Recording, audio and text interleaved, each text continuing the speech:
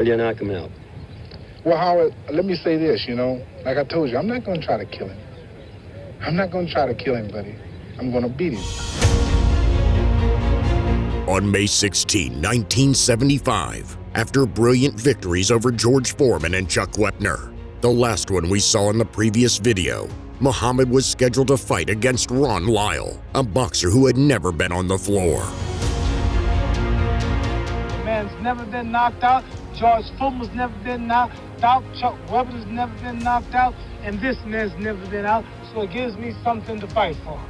Ron Lyle is a fighter with a difficult fate, who began boxing in prison, where he ended up for murder. How long were you in the penitentiary? 7.5 years. You went there for what? Second-degree murder. But he had a talent for boxing, and he was able to improve his life by tying it to boxing.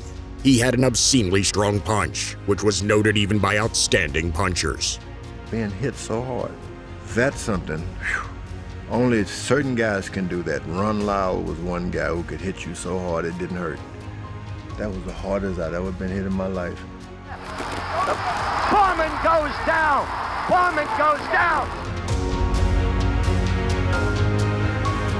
Due to the spectacular nature of his fights, Ron Lyle quickly rose in the rankings of world organizations. And just 4 years after the start of his career, he got a title fight with Muhammad Ali. They gave me 15 to 25. I'm in solitary confinement. I had this dream.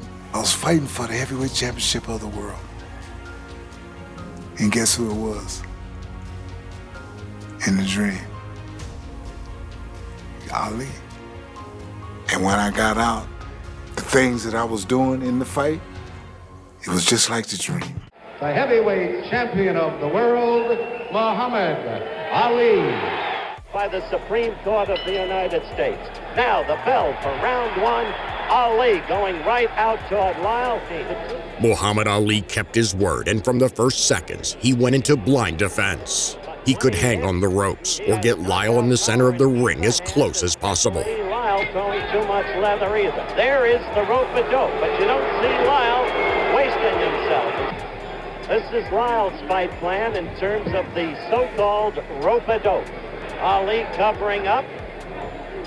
The judges, Johnny Mack, Bill Gipp, and Art Lurie. Seems to be a little bit of blood out of Ali's nostril. His fighter, the champion.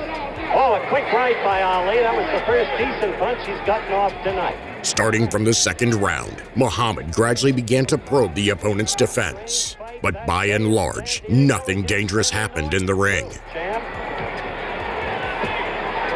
Now Ali is in the corner with the rope-a-dope tactic. Danced it all tonight. The left foot in front of the right foot. Ali is talking to Lyle, taunting him.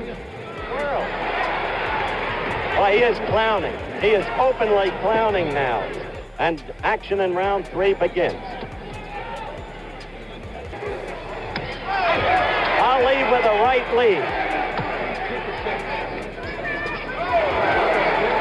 Lyle's got to be careful of that straight right. Oh, a good quick left and right by Ali. His best blows of the night. Lyle trying to fight back, coming in with a right. Ali is still covering up the fists in front of the face. Remember, Ali got a bloodied right nostril in the first round. So far, this fight, in plain terms, is an exercise in dullness. Nothing happening, only tactics. Round 5 action.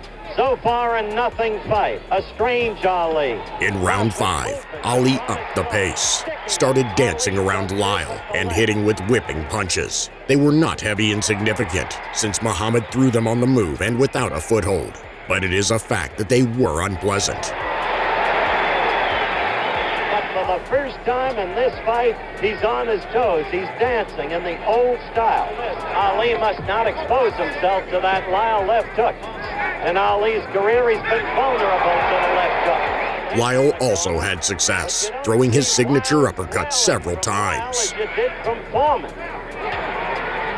Lyle measuring him, trying to get into it. Ali is now covering up as Lyle goes after. This is Ali's best round by far of the night. round action. Quickly, Ali moving again. A little evidence of the shuffle. That's the quick right lead that Ali has... Ron Lyle worked as the first number for most of the fight, which often brought him dividends in the form of won rounds. I think Ali is concerned now about this fight.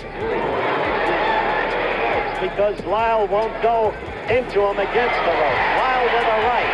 Ali knows this man has power. Lyle, it seems to me, the aggressor in the fight. Pass it for our local station.